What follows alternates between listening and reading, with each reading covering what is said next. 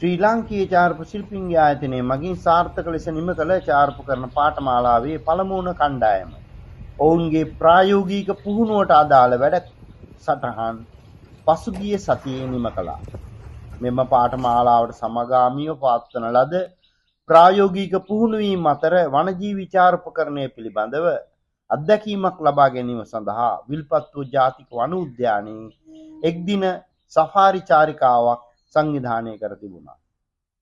මෙම පාඨමාලාව නිම කළ කණ්ඩායම සමග පාඨමාලා අධ්‍යක්ෂකවරයා ලෙස කටයුතු කරනු ලබන ප්‍රවීණ වනජීවී චාර්ප ශිල්පී රංජිත සිල්වා මහත්මයා, චාර්ප කරන පාඨමාලාව මෙහෙවනු ලබන ප්‍රසංග රත්නායක මහත්මයා ඇතුළු වත්මන් සභාපති ට්‍රවිස් බචෝ මහත්මයා සහභාගී වුණා. මෙම චාර්ප කරන පාඨමාලාව සඳහා පූර්ණ අනුග්‍රහකත්වයේ දක්වනු ලබන්නේ සීමා සහිත මෙට්‍රොපොලිටන් ෆොටෝ හබ් ආයතනය.